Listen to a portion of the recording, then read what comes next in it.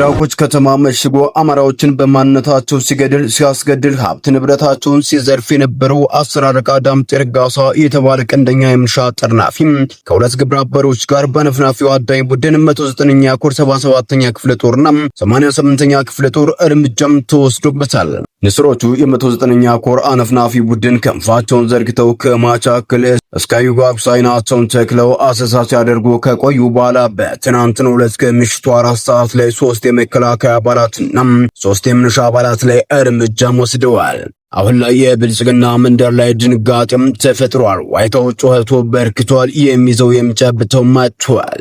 ሚስቶቻቸውና ልጆቻቸው ማመን ማቅቷቸዋል። በዛሬው ኦፕሬሽን የተደናገጠው የብልጽግናው ቡድን ንጹሃን አማራዎችን የፋኖ ቤተሰብ ናቸው፣ ዝምድና አላቸውና የተለያየ ምክንያት በመደርደር በጅምላም እያፈሰ ጨለማ ቤት እያሰረም ይገኛል።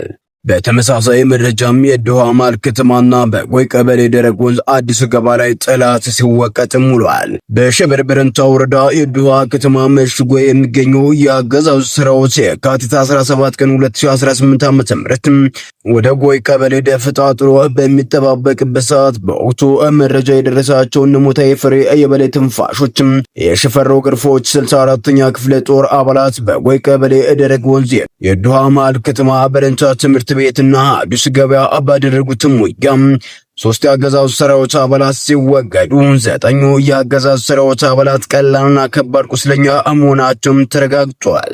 በሸበል በረንታ የአካባቢው ነዋሪ በአርሲትና ወግ በመጣስ ለወድራዶ የነበረ ምንሻ አቡስዋልና ሌሎች በስም ያልጠቀስናቸው አገዛዙ ሰራዊት አባላት ቅጥረኛ ምንሻዎች ቀላልና ከባድ ቁስለኛ ሆነው ደብረ ማርቆስ ሪፈራል ሆስፒታል መግባታቸውም ተረጋግጧል። የ12ኛ ክፍለ ጦር ዙ 23 ተኳሹ ፋኖን ተቀላቀለም። 10 አለቃ ማባው አግማስ አያና የተባለ የሰሜን ምስራቅ ዕዝ 803ኛ ኮር 12ኛ ክፍለ ጦር ዙ 23 ተኳሽ የነበረው የመከላከያ ሰራዊት አባል በተደጋጋሚ ከጨፍጫፊው ብልጽግና ሰራዊት ጎን ተሰልፎ ከአማራ ፋኖ ብሔራዊ ንቅናቄ ኃይሎች ጋር በተለያዩ ውጊያዎች ሲዋጋና ባለቆቹም ትዕዛዝ ከሲቪል ዜጎች እስከ ህዝባዊ ተቋም በዙ 23 ከባድ መሳሪያ ያለ ርህራሄ እንዲጨፈጭፍና እንዲያወድም ይገደድ እንደነበረም ተገልጿል። 10 አለቃ ማባው እንደተናገረው መከላከያ ተቋም አሁን ላይ በዘራፊና ባላዋቂ መሪዎች እጅ መውደቁ ዜጎች የተለያየ ታልጋ እየተለጠፈባቸው ገንዘብ ይቀጣሉ፣ ይታሰራሉ፣ ይደፈራሉ፣ ሀብታቸው እንዲወድም ይደረጋል፣ ሀገርም አደጋ ላይ ወድቃለች። ክስተት እያየውና እየሰማው ከተቋሙ ጋር መቀጠል ትቼ ተቋሙን ለመታገል ወደ ፋኖ መጥቻለሁም ይላል። 10 አለቃ ማባው አግማስ ከመከላከያ ተቋም ወጥቶ የአማራ ፋኖ ብሔራዊ ንቅናቄ አፋብን ሰሜን አማራ ቀጠና በላይ ዘለቀ ጎንደሬ በጋሻው ክፍለ ጦርንም ተቀላቅሏል። ክፍለ ጦራችንም አስተማማኝ ዙ 23 ተኳሽ በነጻ አስፈርሟል። መሳሪያውም ከነብራኑ ጁላ ስለምናገኘው አያሳስብም ብሏል። የአብይ አህመድ አገዛዝ በጎጃም ጃዊ ቀጠና ያሉ ከተሞችን ያለ ምህረት በመደብደብ ላይ መገኘቱ ተሰማ። ምንም አይነት ውጊያ በሌለባቸው ትናንሽ ከተሞች ሲቪሊያንን ብቻ ኢላማ ያደረጉ የጀት ኤርክራፍትና የድሮን ድብደባዎች ለቀናት ተፈጽመዋል።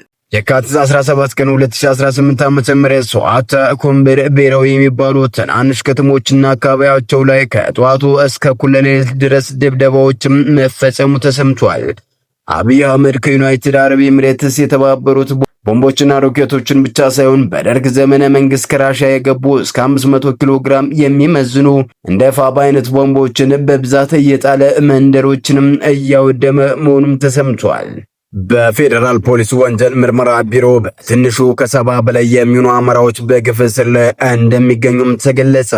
በአዲስ አበባ ፌደራል ፖሊስ ወንጀል ምርመራ ቢሮ ሜክሲኮ የፖለቲካና የህሊና እስረኞች በግፍ ታስረው ከሚሰቃዩባቸው የኦህዴድ ብልጽግና አገዛዝ ማጎሪያዎችም መካከል አንዱ ነው። በየክፍለ ከተማውና ወረዳዎች ያሉ ማሰቃዮችና ስውር ማገጃዎችን ጨምሮ በዋናነት የአዲስ አበባ ፖሊስ ኮሚሽን ማዕከላዊና የፌደራል ፖሊስ ወንጀል ምርመራ ቢሮ ሜክሲኮ በሕግ ስም የሚነገድባቸው የተለመዱ የማሰቃያ ቦታዎችም ናቸው። በሕግ ስም ተይዘው በአዋሽ አርባ የደቡብ ሕዝብ መከላከያ ካምፕና በሰማራ ማሰቃያ ካምፖች ከፍተኛ ቁጥር ያላቸው አማራዎች ለዘረኛው የኦህዴድ ብልጽግና አገዛዝ ባለመመቸታቸው በአሰቃቂ ምርመራ አካላቸው የጎደለና ለተለያዩ ቋሚና ጊዜያዊ በሽታ እየተጋለጡበትም ነው። የኢሳያስ ሕይወት ያለፈውም ሰመራ መሆኑም አይዘነጋም።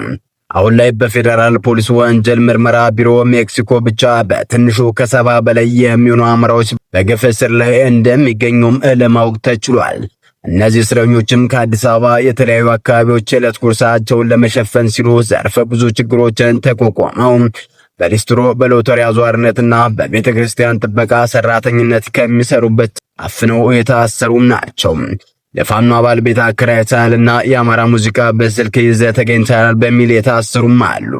ከክፍለ ሀገር ለሰርግ ተጠርቶ በመጡበት በአገዛዙም አፋኞች ታግተው የሚገኙም አሉ። ይህንን የተደራጀ የወደድ ጽፍን ጥላቻና የሐሰት ትርክትና ተልኮን በዋናነት እያስፈጸሙ የሚገኙና ለአማራ ከፍተኛ ጥላቻ ያላቸው ኮማንደር አዱኛ ረጋሳና ፈይሳ የተባሉ የአገዛዙ ሰዎችም ናቸው። በሸኔ ስም የሚከሰሱ ሰዎችን በነጻ በመልቀቅ ዘረኝነታቸውን ያለማፈር በግልጽ የሚያሳዩም ናቸው። አማራዎችን ግን ለይተው የሐሰት ክስ በመክሰስና በሐሰት ለማስቀጣት የውሸት ምስክርነት በማደራጀት የሚታወቁ ነውረኞችም ናቸው። የተጠየቀውን የ300 ሺህ ብር የዋስትና ገንዘብ ከፍሎ ከመፈታቱ በአገዛዙ ኃይሎች የታፈነው የሕክምና ባለሙያም ዮናስ ወንድማገኝ በድጋሚ ወደ ማረሚያ ቤት መውረዱም ታውቋል።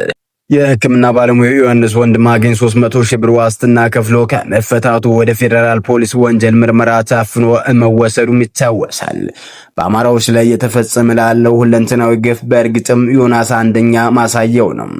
ከሳሽ አቃቤ ሕግ ፋኖ ነህ አማራን በሚል ለተከሰሰው ለዮናስ ወንድማገኝ ጥር 7 ቀን 2018 ዓ.ም ዋስትና መፍቀዱም አግባብ አይደለም በማለት በፌዴራል ጠቅላይ ፍርድ ቤት ይግባኝ ጠይቆ እንዲከለከልም አድርጓል።